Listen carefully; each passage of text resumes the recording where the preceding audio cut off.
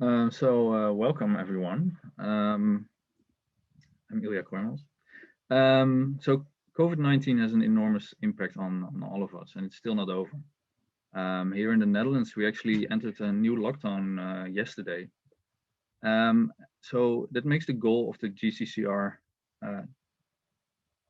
still important, to investigate the link between COVID-19 and losing our sense of smell and taste. So this is one of the effects that the virus reports to have in many people, and we have demonstrated this already in our GCCR publications.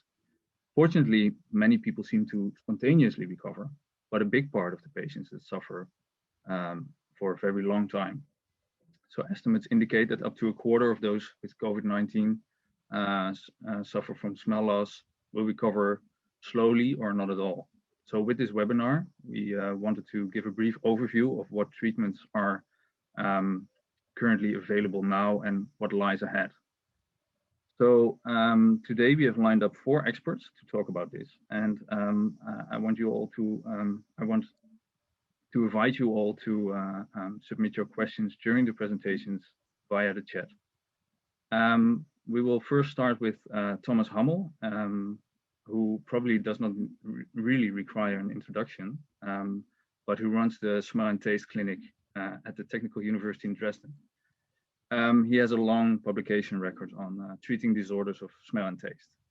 With that, I would like to give the screen to Professor Hummel.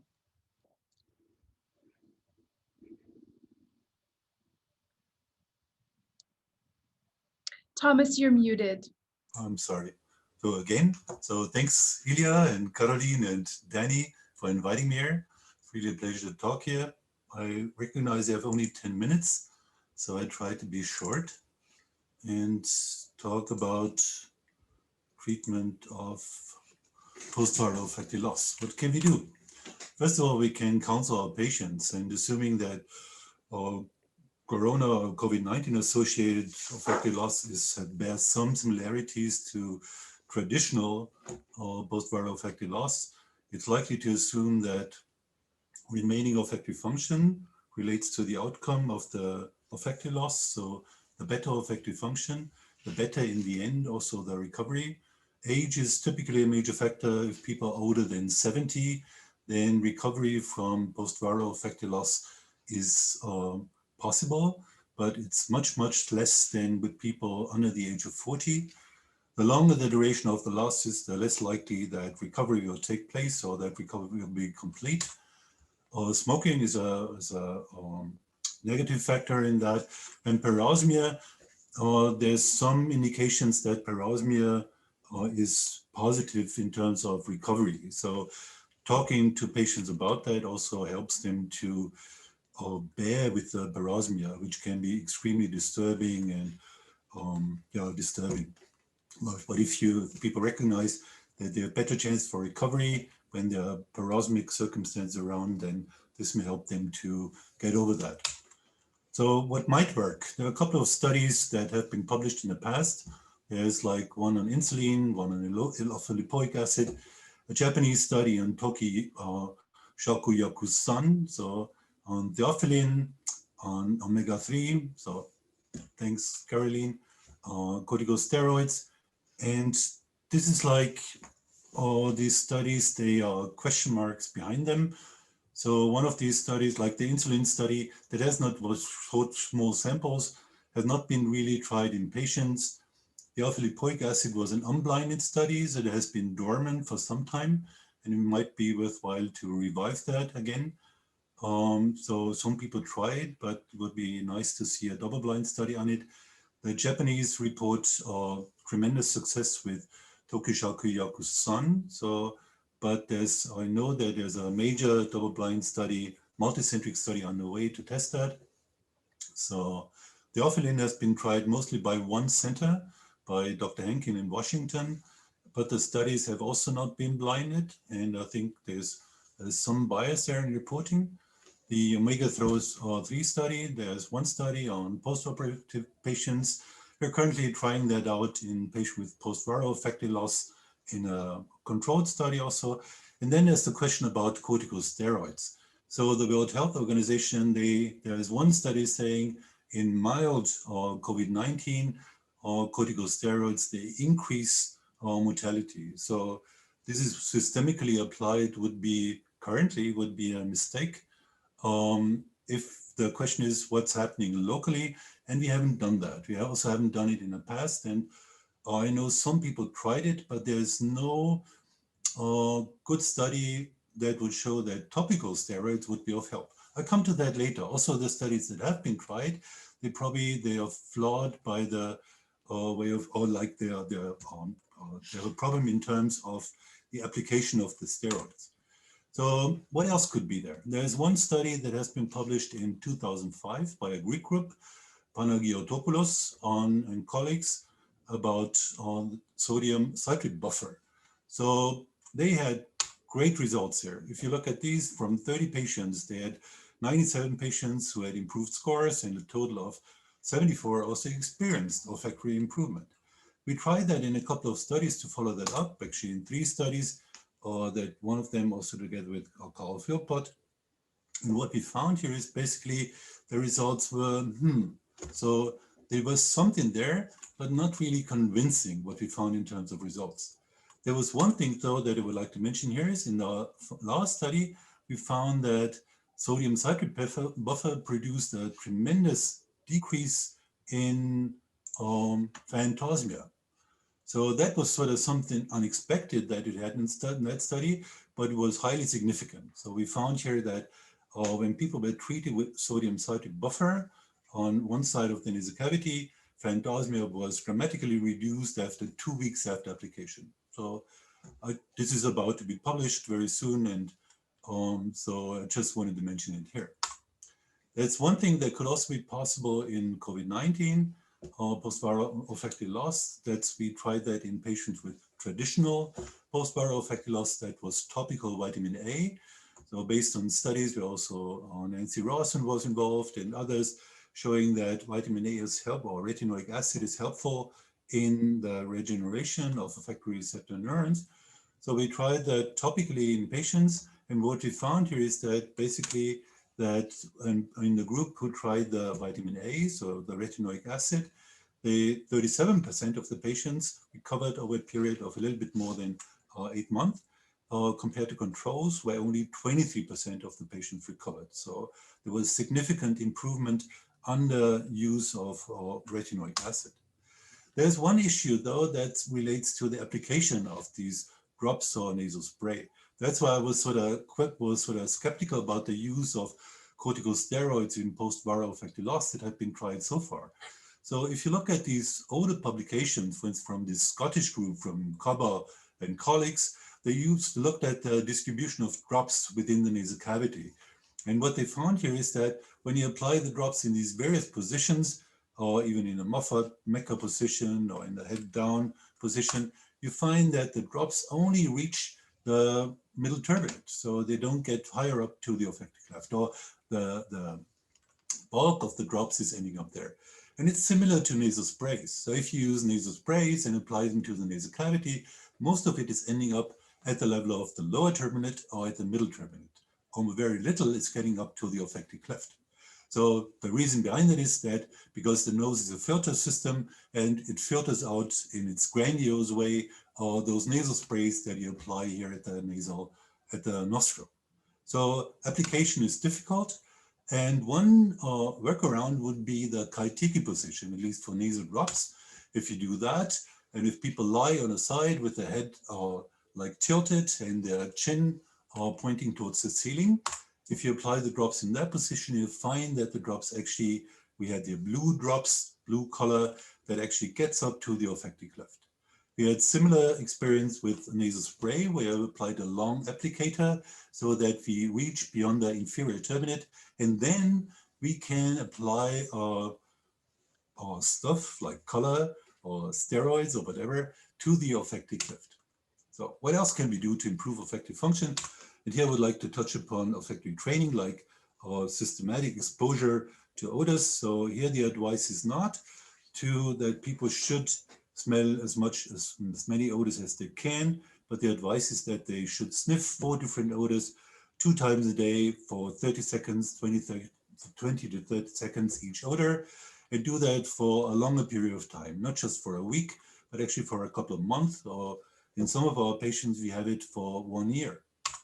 And so what we find here, this was a multicentric study that was blinded such that one group had, like the placebo group, they sniffed odors that were extremely low in dosage. So there was basically nothing in the bottles that they were sniffing.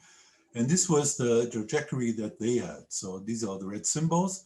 After 8 months, you can see that approximately 20% or so improved. When people did the olfactory training in this subgroup of the population, we found that about 40% of the population improved. Again, showing that when you expose yourself to odors, that you can sort of speed up recovery or amplify recovery in the olfactory system in this group of patients. So a couple of other studies that have been around. So for instance, with smell training, a very nice study by Jordanis Konstantinidis and his colleagues. What they did here, they looked at patients with post-viral olfactory loss and compared them to controls, and also did a similar study in post-traumatic olfactory loss. The entire study was involving 72 people. And what they found here is that in post-viral olfactory loss, they had improvement in about 70% of their group, and in controls, it was only 33%. In post-traumatic olfactory loss, the numbers are, as you would expect, considerably less. So in controls, it was only 13% who improved over a period of 4 weeks or 4 months. And in post-traumatic olfactory loss in the training group, it was about 1/3. So what's the background behind that? Maybe it's something happening at the level of the olfactory epithelium. We did one study where we did recordings from the olfactory epithelium. We looked here at, did EOG recordings, where we place electrodes directly on in the olfactory cleft. And these were the number of responses, like 26 people were involved in this study. These were the responses that we got before the training. And these were the numbers of responses that we got after the training. So before training, like about 50% or 55% of the patients improved, that they showed a response. After training, there was more than 90% to show the response. So something seems to happen at the level of the periphery as far as we can measure that with our EOG responses. What's happening in the brain, as you would expect, when people improve in olfactory function, then they also show improvement in activation. And we see activation in areas that are not directly the primary olfactory cortex. We did that in a couple of studies. We see like changes in volume or changes in activation, but it's not piriform cortex that is really showing more activation. But in this study, for instance, we saw a very nice associated activation in the anterior cingulate. So these are clearly associative structures, or like in the superior frontal gyrus, that's also related to associations more than it is to the primary processing of affection. There's one nice study coming from Austria, from Veronika Schöpf and her group. Also, although it was a small study, they did like olfactory training in their patients.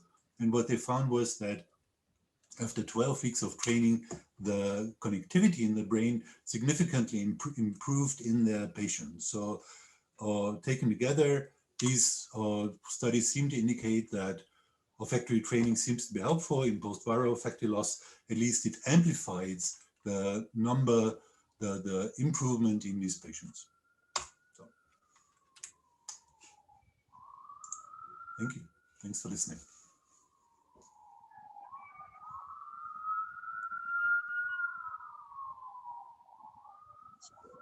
So, Thomas, you have one question in the chat.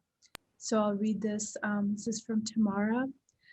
The recent paper from Claire Hopkins et al. Reports that 43% of patients with anosmia will develop parosmia.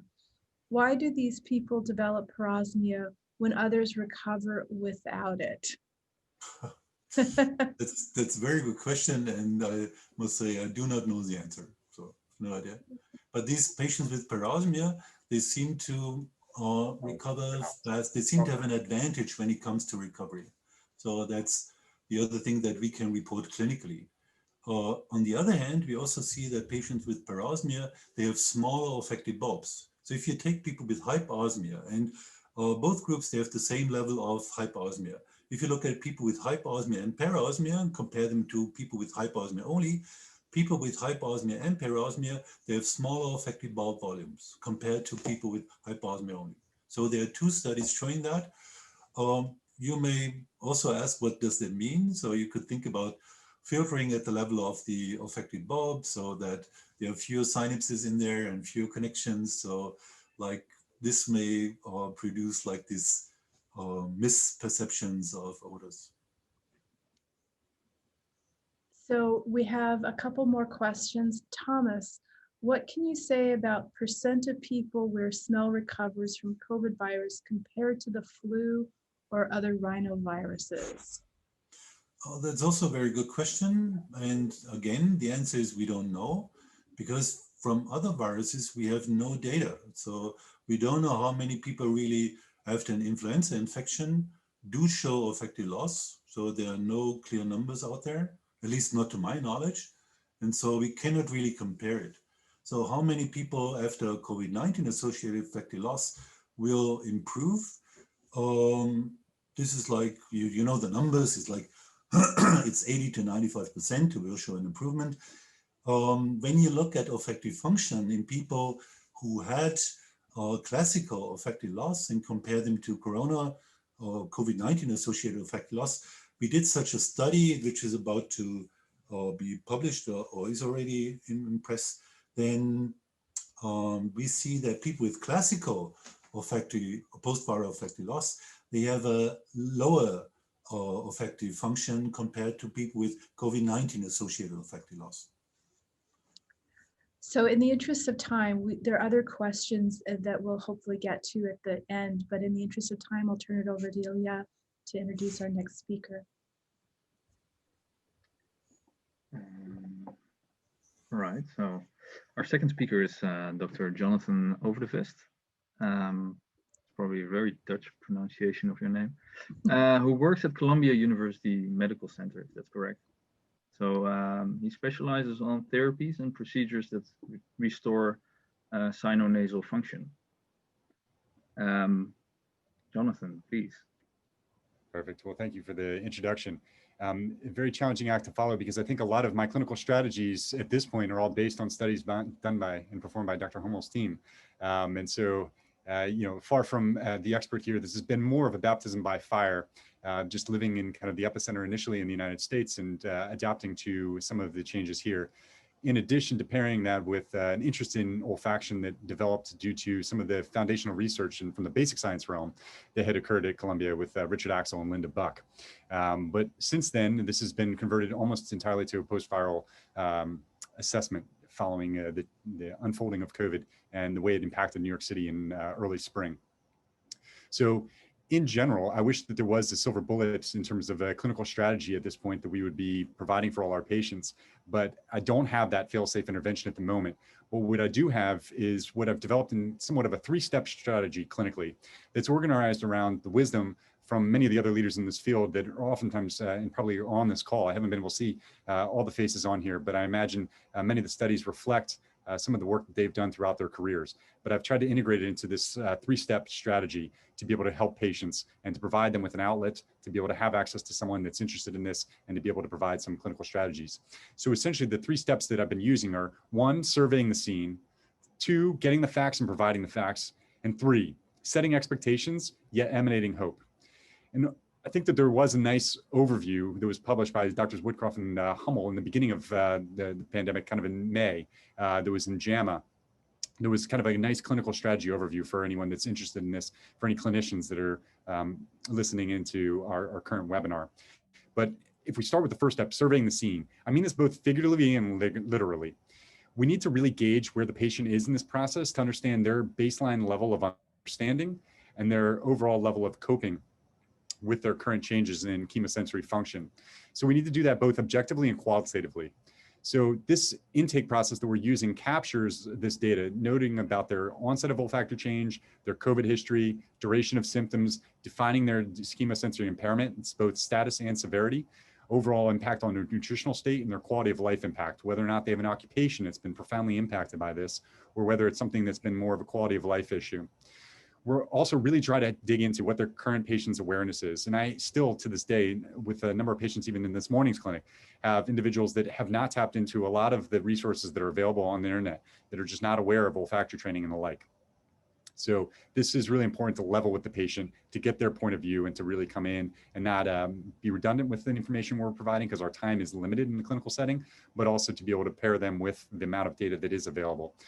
We do need to perform an endoscopic examination, and this is surveying the scene from just an objective standpoint. Need to make sure that there's no objective obstructions in the olfactory cleft or the nasal cavity. And I have seen this where patients come in that believe that they're having an issue post-COVID, but in fact, what they have is more of a sinusitis. And so we need to make sure that there's not a significant amount of edema within the olfactory cleft, the status of septal swell bodies, understanding the excess mucus that may be affecting conductant of odorants in the olfactory epithelium. And there was a recent article that was multi-institutional that talks about a validation of an olfactory cleft endoscopy scale, or the OCES. And this is something we have not integrated to date, but this is something to consider from just an overall way of objectively measuring some of these factors that could be contributing to olfactory cleft status. We also perform a qualitative assessment with a number of questionnaires. This includes the SNOT-22, the parosmia focus questionnaire that was popularized by Landis et al. In 2010, and then questions that were adapted from the multi-clinic smell and taste questionnaire. And I can put a link to some of these studies for the clinicians here, just some PMIDs to be able to kind of follow along if you want to access these. I can put that in the chat if desired. But in general, that is kind of the questionnaires that we're using. And then the next component is psychophysical assessment. The way I explain it to patients is we really need to understand the baseline. So if you're training for a marathon, we need to know your current time to understand where we're trying to go and with your level of improvement. So we set that baseline. Currently, we've been using BSIT tests, but we're also starting to now incorporate sniff and sticks. We've been a bit tempered just due to the concerns about exposure risks. There are some solutions that are in the literature regarding self-administration of sniff and sticks. That's mainly for the identification component, but doesn't really help us with some of the other assessments that we can get from the sniff and sticks.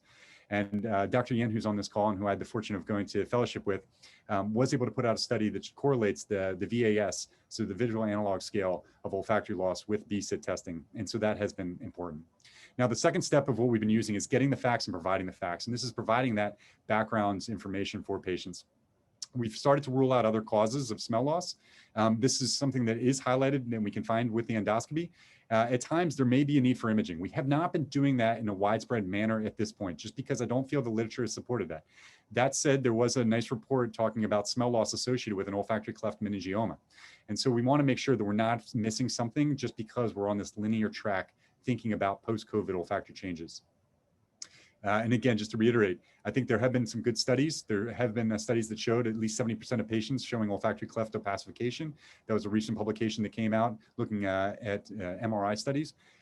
But I don't know that that's changing our management, and that's clinically what we're trying to do. So I think there's a value in the academic and the research component. So when we're starting to ramp up some of the more research activities, that's something we will integrate.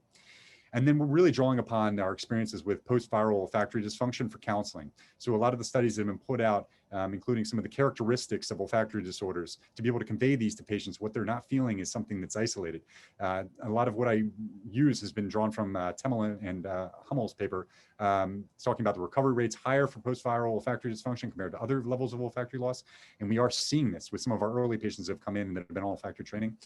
Tell them a little bit about the elderly appearing to be more prone to PVOD. The likelihood of recovery seems to decrease with the increased duration of olfactory loss. I talk a little bit about the food-related questions that they may have and counsel them accordingly. And then overall, then transition over to what we know about COVID. So in this case, we kind of establish what we know and what we don't know and what we want to know. So with the COVID counseling, I talk about the range of prevalences that have been out there. I know that when we've studied it within our group here in the New York metro area cohort of about 1,200 patients with COVID, we had 1,400 patients that came in that thought they had COVID, but 200 did not have COVID upon actual testing, that we see about 73% of those individuals had smell loss with the onset of their COVID symptoms. We also within that cohort show that 23% have a persistent alteration of their sense of smell at 4 months. And the conversation is not just about hyposmia, it's more about parosmia at this point. And we're tracking two cohorts, one that really has more of a hyposmia forward presentation and the other that's really plagued by parosmia. But this all blends into the 23% persistent olfactory dysfunction amongst that group. And particularly the parosmics, it's important to convey the acknowledging what they're going through, because they so often have family members or friends that have had really severe courses of COVID and even have known individuals that have died. and they're suffering from this internally. And so it's really conveying that empathy for them. I go through the treatment tiers of evidence. We've already probably talked about olfactory training, and everybody's familiar with the benefits of that. That's the only thing that's been shown with randomized clinical trials to benefit olfactory improvement from a broad sense. And so we're doing that both with the modification at 12 and 24 weeks. We also talk about steroids. I do feel very strongly about steroids, and I think there have been some good articles on steroid use. At this moment, I'm not using oral steroids just because of the risk of side effects with oral steroids and the systemic effects compared to topical steroids. I do absolutely believe that the topical steroid needs to be delivered to the olfactory cleft where there would potentially be edema. That doesn't happen with over-the-counter fluticasone and just a standard Flonase nasal spray or any other available nasal spray, unless we're putting them in a Mygand position or a head-leaning forward position, which oftentimes is not necessarily attainable for patients. So usually what we'll do is have a rinse with a steroid inoculation or a medication delivery device that gets the steroid to the olfactory clefts.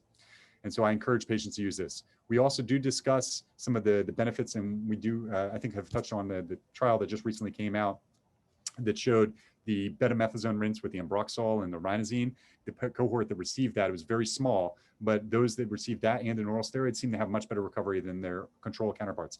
I would caution with our interpretation of this, one, because of the number of differences between the control and the actual experimental group, with the inclusion of oral steroids and topical steroids, as well as some of the other issues just with a low sample size.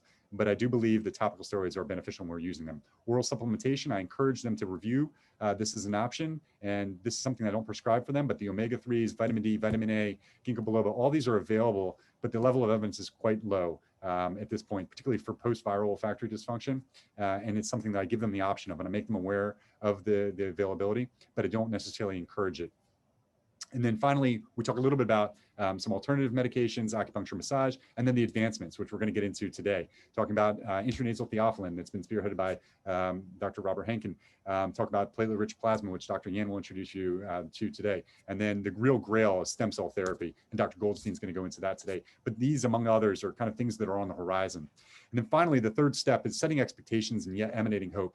And we'll wrap up with this. Just this is an evolving field. I clearly communicate what we know, really what we don't know, and what we hope to know soon, and plug them into this community of information gathering where we're trying to better improve their quality of life and their recovery process, but also need to have ongoing feedback from them. We did communicate about the parosmia being associated with a lower probability of anosmia as the final outcome, meaning that parosmia may be something that's contributing or associated with the evolution in their sense of smell. And that overall kind of that this is something we're trying to explore, but the recovery of olfactory function after PVOD does decrease with increasing age, so we kind of convey a little bit of that. And then some of the most recent investigations within parosmia have been shown within a retrospective cohort that it does seem to coexist with the group that does have the most benefits with our level of improvement. And so I'm going to just kind of wrap up here because I know we're coming at the end of the time. So at the moment, just really drill home. We best provide our patients is empathetic discussion and kind of letting them know what we know and what we don't know, and where we can provide their counseling and clarify the storyline that sometimes is misconstrued within mainstream media, and to be able to plug them into a resource as clinicians and then the research team to what's going on with olfactory dysfunction. We try to reinforce the importance of compliance to olfactory training. The relative evidence that's properly distributed topical steroid does seem to improve outcomes, and the reasonable use of supplements. And we use those three clinical strategies to create a moment that encourages longitudinal care, which in turn we hope keeps patient plugs into our system and allows for us to build a clinical data set that assists with efforts to improve our outcomes for these patients. And now really is the next hurdle. We have patients on board with this. What's the next line of therapy? And this is really where we need to kind of evolve, and hopefully where we can marry some of the advancements that have occurred within the basic sciences so far and some of the areas that we're actively investigating here with the mechanisms underlying some of the molecular changes that have gone on with COVID-related post-viral olfactory dysfunction. Jonathan, thank you. We are nearly at the bottom of the hour. It looks like we probably have some questions for you at the end. So why don't you hang on, and I'll turn it over to either Carolyn or Talia to introduce our next speaker. I think Jonathan already introduced Carol, yeah, but I'll do it again. So next up is Dr. Carol Yan. Welcome. Who works at the University of California, San Diego Division of Otolaryngology, Department of Surgery. And she will talk about novel techniques involving platelet-rich plasma to treat olfactory dysfunction, which may be especially promising for people suffering from olfactory dysfunction following COVID-19.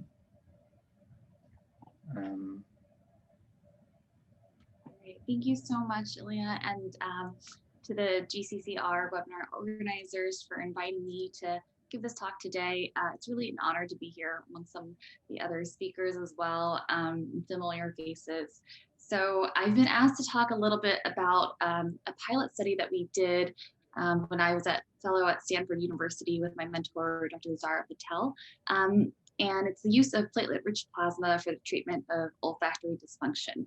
So I will put a caveat that these results are very preliminary, but given, as we've heard, kind of the lack of therapeutic options right now, particularly in this COVID era and for persistent post-viral anosmia, I think that this merits some further investigation. So I have no relevant financial disclosures.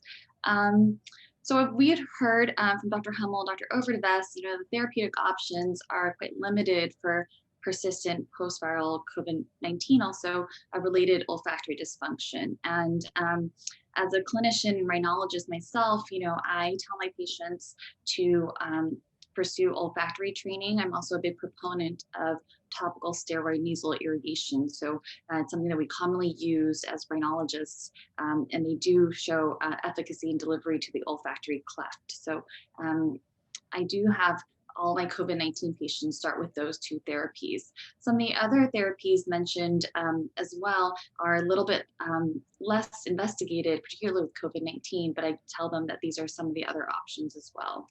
So because of that, we're looking into potential novel therapies for patients who have this really terrible kind of quality of life and due to anosmia, hyposmia, or parosmias following viruses. So what we do know is that SARS-CoV-2 and other viruses attack the peripheral olfactory epithelium. So mechanisms are not well elucidated. You guys probably know more than I do, some of the ideologies behind that. But if there is a way to improve peripheral olfactory neurogenesis, then it really markets a potential therapeutic target to improve neuronal growth and regeneration to allow better functional olfactory function. So that's how we got into the idea of looking at platelet-rich plasma, or PRP. So PRP is an autologous biologic product. It's derived from your just whole blood. So a peripheral blood draw will allow you to isolate the PRP. And really what it is the layer that has a super therapeutic concentration of plasma. So often the PRP that's isolated is about 4 to 6-fold higher concentrations of platelets than in your regular whole blood. And concurrently, you can have a low concentration of red blood cells and leukocytes as well.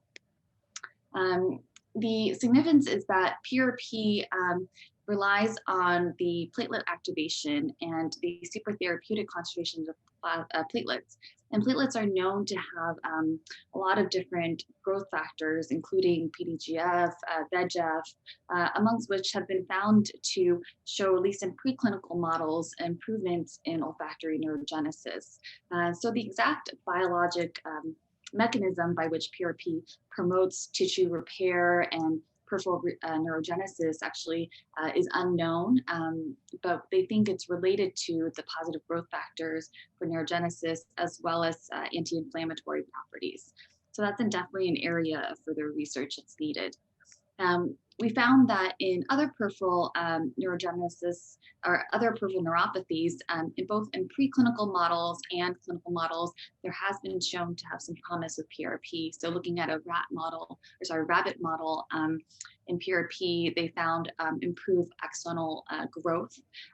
Looking at another peripheral neuropathy, carpal tunnel syndrome, they found that injection of PRP improves clinical outcomes compared to control in a randomized controlled trial. So with this in mind, we looked at kind of the background of PRP in the olfactory system. In a preclinical model, a mouse model published in a study in Laryngoscope in 2017, the authors found that PRP shows some improvement on a behavioral level as well as a histopathologic level. So these mice had endosmia induced with methimazole, and they received one-time lavage topical introduction of PRP intranasally. And we see here in group A that received the PRP, at least on a behavioral study level, there was improvement in the food finding test results as early as 7 days post PRP treatment. And on a histopathologic level, the PRP treated mice showed thicker epithelial levels, thicknesses, as well as an overall decreased epithelial damage score. On a clinical level, so there was one preliminary study that looked at the use of PRP actually for the treatment of nausea, and this was done by a European group. The study itself, though, did not have as much information on clinically on the patients. We were told that they were patients with severe nausea of unknown duration, and they did not use really any validated olfactory measures. The study involved basically injecting PRP in the olfactory cleft 4 times over the course of several months. And the authors actually had their own kind of smell loss grading scale. It was a total of 10 points, and you can see their graph that they provided. There was an improvement in all patients, particularly 4 of the 5.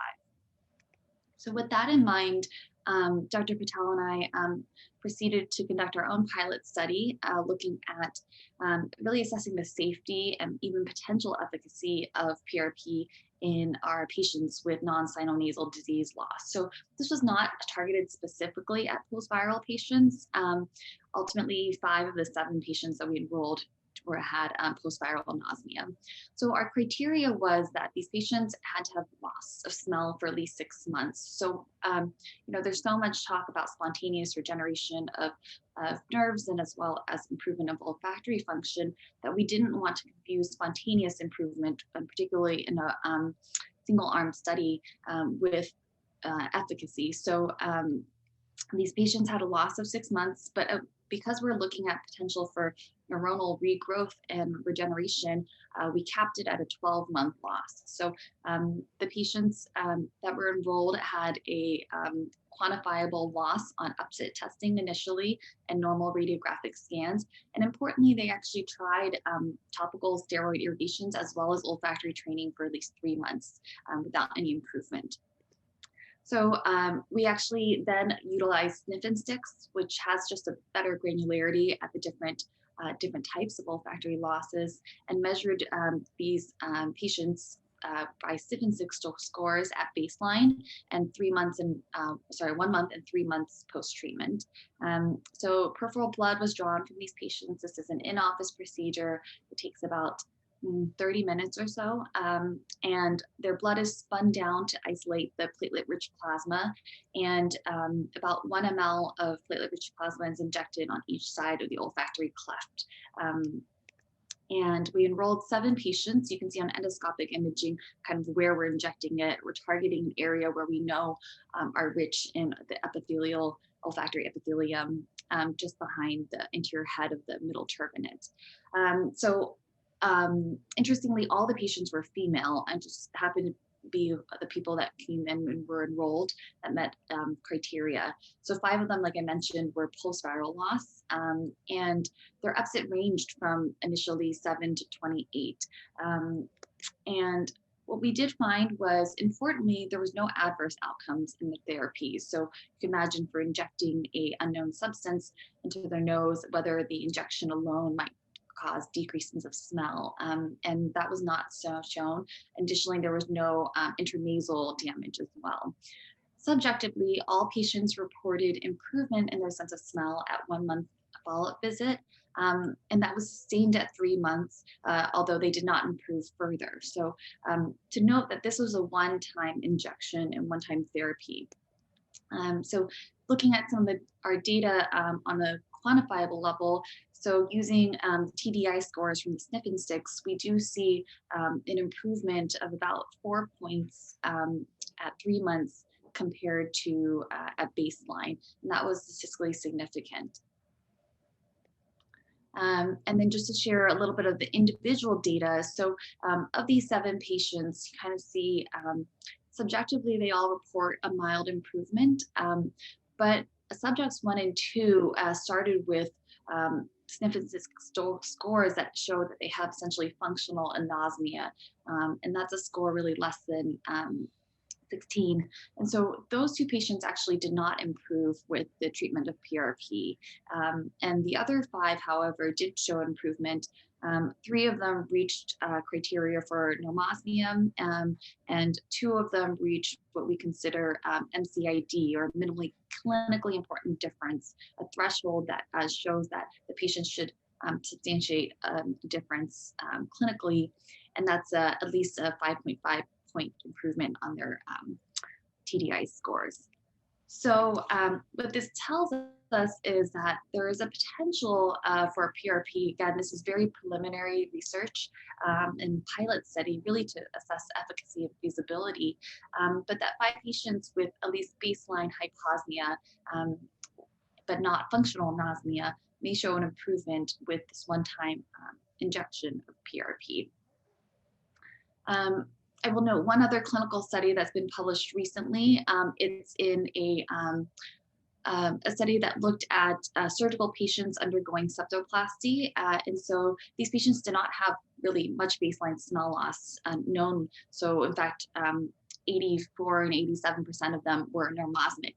But when they undergo surgery, a lot of patients do temporarily have smell loss. And so they've placed platelet-rich fibrin, which is a 2nd generation PRP, into the surgical site. And they found that post-op, at least 1 week, there was a difference in olfactory function between the treated and untreated. I think that to me seems to be more of the anti-inflammatory profile of PRP rather than neurogenesis. But at least clinically, that was interesting as a randomized controlled study. So to kind of summarize, this is again a pilot study with preliminary data showing both safety and feasibility of using PRP injections in the olfactory cleft for post-viral patients. We definitely need to learn more about optimizing the frequency of the injections and the concentration of PRP used. And certainly there's a lot of a potential for preclinical mechanistic studies I'm interested in doing, and would love if anyone else would be interested in as well. There is a randomized controlled clinical trial that's now starting at UCSD in Stanford. So we hope to treat post-viral patients, including those with COVID-19 with persistent smell loss. And our plan is to do multiple injections over the course of 2 months to help see if there is any improvement using PRP. So stay tuned. And thank you guys.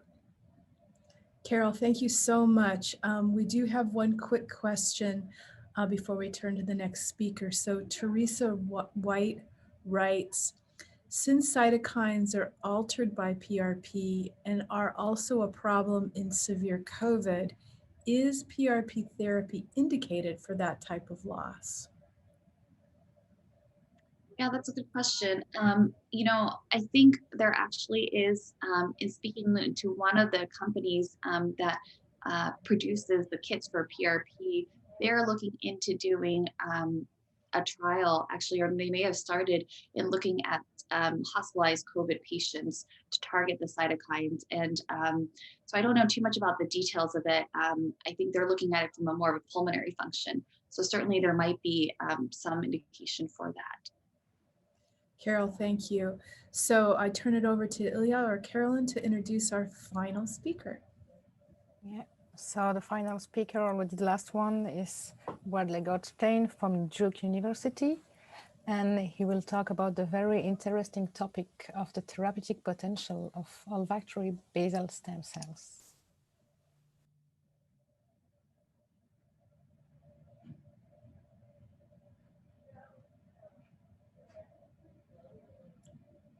Bradley, you're muted. Yeah, hi everybody. So let me just get this pulled up. Can everybody see that okay? We can see you and we can hear you.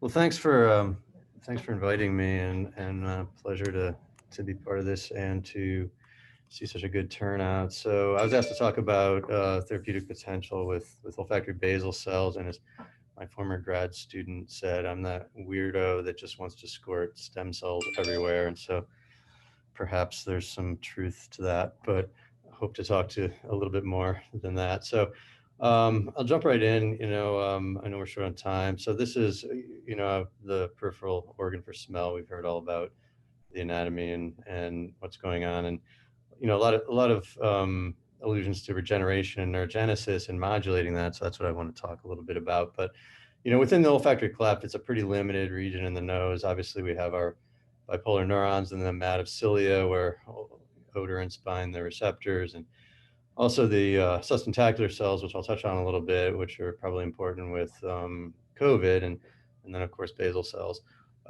Bradley, we're seeing presenter view, so you may want to change that. Sorry about that. Is that better? No. Wait. There you go. Good. Oh, you flip back. So. Man, I'm sorry. I'm just like screwing this up. So not sure what to fix to change that. Whatever you did before seemed to work. So just do what you did before. Let me just end this and redo it. All right, this should be better. There you go. All right, so a couple of quick assumptions is that, I think with a lot of what we're talking about, viral damage, the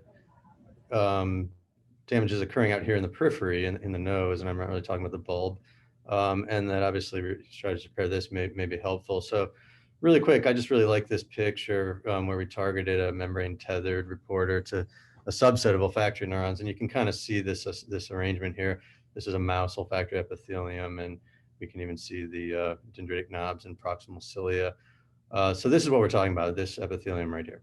I want to talk quickly about rodents. So much of what we know is extrapolated from rodents, and a lot of effort has gone into kind of understanding what a remarkable self-renewing system this is. And this is a picture from Jim Schwob, and I did my Ph.D. with him, a long time ago. And this is really beautiful. It just shows very nicely an H&E section of normal post-chemical lesion, and then the reconstituted epithelium if we wait long enough. And so if we spare these basal cells, they can make a whole new epithelium. And a lot of effort has gone into understanding sort of the molecular regulation of those cells. And we know quite a lot in mouse.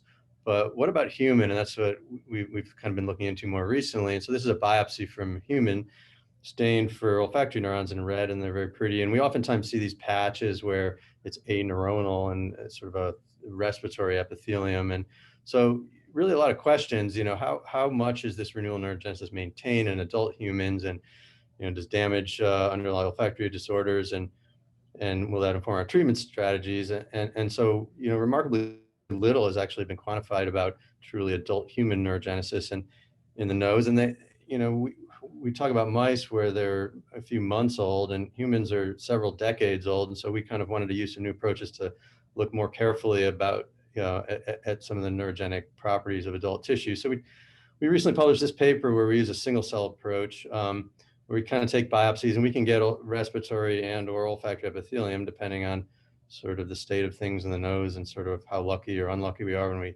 sample some tissue. But we dissociate that, and those live cells then get processed for single cell sequencing. And the analysis looks something like this, where we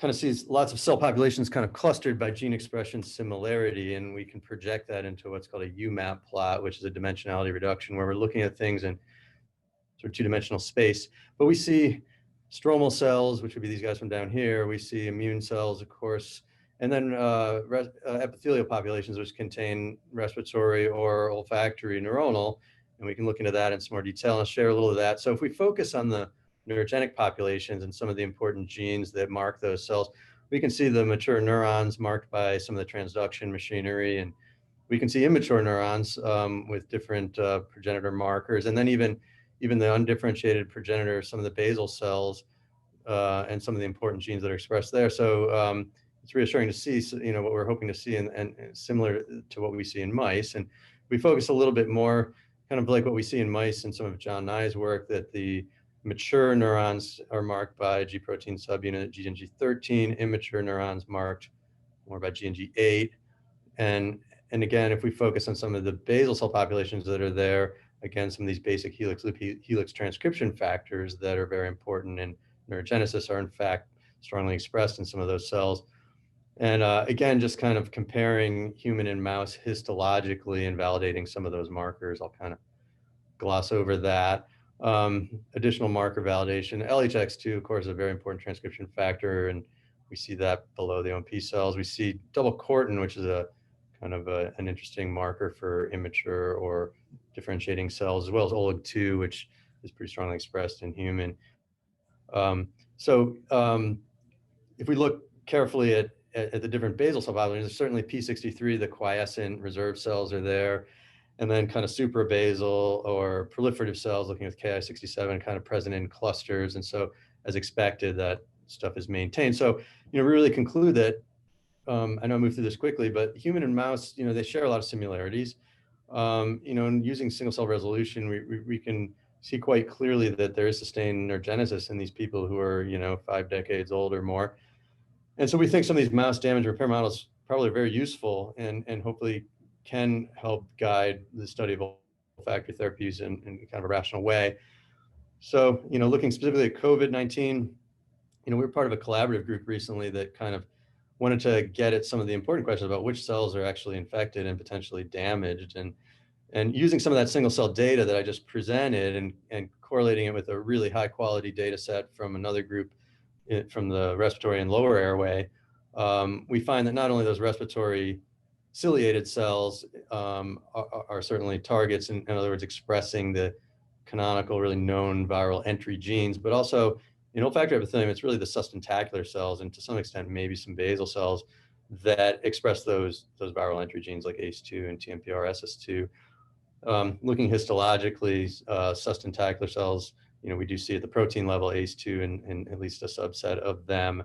And so that really raises some really interesting, intriguing questions. And I think sustentacular cells are really important and understudied, and we really need to learn a little bit more about how important they are in terms of maintaining epithelial homeostasis, or also, of course, the inflammatory response we've heard a lot about. And then really we need to focus on the differences in those transient versus prolonged hyposmia patients. But as we talk about future directions or treatment strategies, again, can we exploit the fact that there is sustained neurogenesis and that there really are neural stem and progenitor cells present in the adult human, and can we either target them therapeutically or talk about cell replacement? So now we come back to the sorting of stem cells. So I just want to close really quick with some work we published not long ago.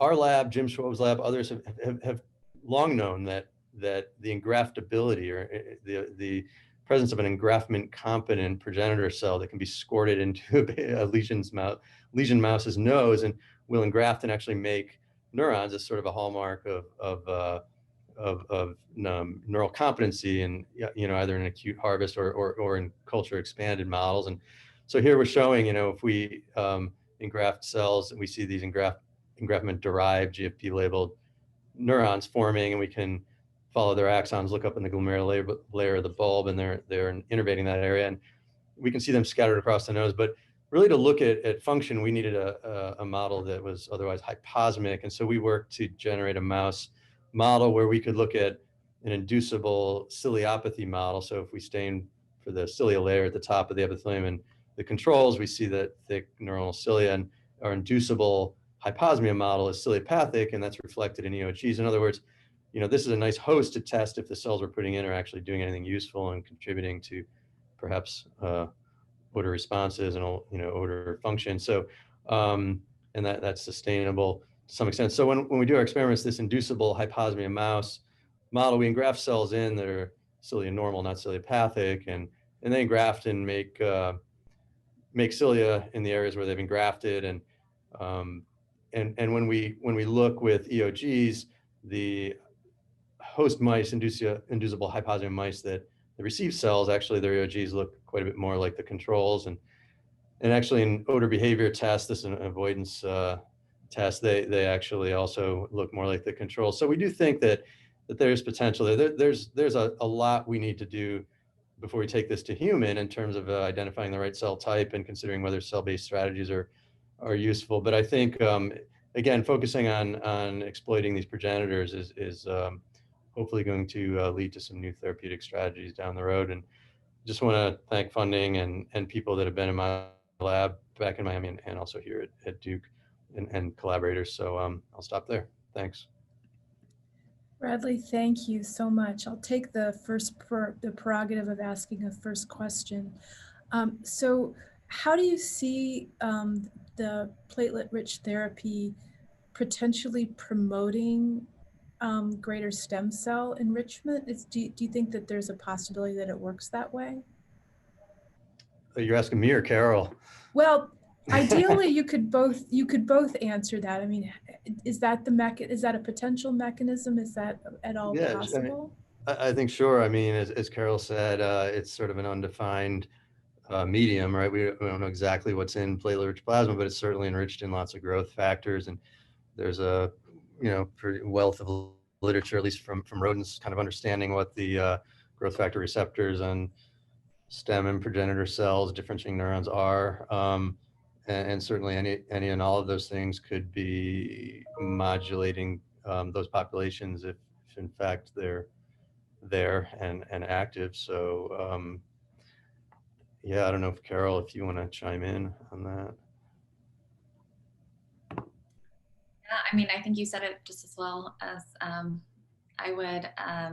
It's definitely something that, I almost feel like we have like the cart before the horse in trying this out in patients before knowing some of the more mechanistic models. But I think it's been importantly known to be safe in therapies, and it's widely used in everything from cosmetics to other clinical entities. So doing some of the preclinical studies and looking at specifically the stem cell response, particularly since we have these new molecular assays like single cell data, would be really interesting. So we've, Tomer Green has raised his hand to ask a question. So Tomer, if you could take yourself off mute and ask your question. Tomer, if you could take yourself off mute and if you wanted to ask a question. Oh, he says, sorry, it was an accident. So as we wrap up here, you do have another question, which is, hi everyone, is there a way to speed up the healing process of the cells and neurons besides this smell training? I mean, I guess that's the question is there anything that might promote neurogenesis that people can do right now? Is there any sort of type of recommendation along those lines? Bradley or? Well, I think going back to Dr. Hummel's talk in the beginning, he sort of gave a really nice overview of a lot of things that have been tried. Whether any of those agents are directly affecting neurogenesis is probably hard to know exactly. I mean, I think the short answer is no. I mean, I don't have a specific recommendation for sort of a targeted therapy that is driving neurogenesis, whether that's activating a reserve cell or promoting additional proliferation or differentiation of active progenitors. I mean, some of it really does come back to we're kidding ourselves if we think we know exactly what it is we're trying to fix, right? I mean, we I know there's a ton of groups like looking at COVID autopsies now and other things, and I think we all have some ideas of that there's pretty severe damage. It's hard to interpret those though, right? So like you see an autopsy, somebody that's now sat in ICU for 3 or 4 weeks and finally expired and had just severe cytokine storm and ongoing inflammation prolonged. I mean, of course, all of that inflammatory damage is going to be reflected in that autopsy examination. Whereas, these people that I think are the ones we're talking about that maybe have otherwise recovered from COVID-19 and have this prolonged hyposmia that's not fully recovering. That's what we need to figure out. Is that is that sustentacular cell dysfunction, or is that truly inflammatory neural death that hasn't recovered? And obviously that would drive potentially some different therapeutic strategies, I think, depending on exactly what it is we're trying to repair. Yeah. So we're at the Sorry, ahead. Danny. I was just going to say there clearly are two cohorts, with those that have very asymptomatic or minimal disease that have the olfactory dysfunction subsequently, and the population that was in the ICU, it could potentially have additional mechanisms. But hopefully that latter population does allow us to gain better insight to whether or not there really is that neuronal invasiveness, or whether it's more directed towards the succinaculaire cells, which is what would be suggested based on the ACE2 expression in some of the studies to date. Yes, well, we are at the top of the hour, and that just leaves Carolyn and Ilya, if you wanted to close us out and have the last word here.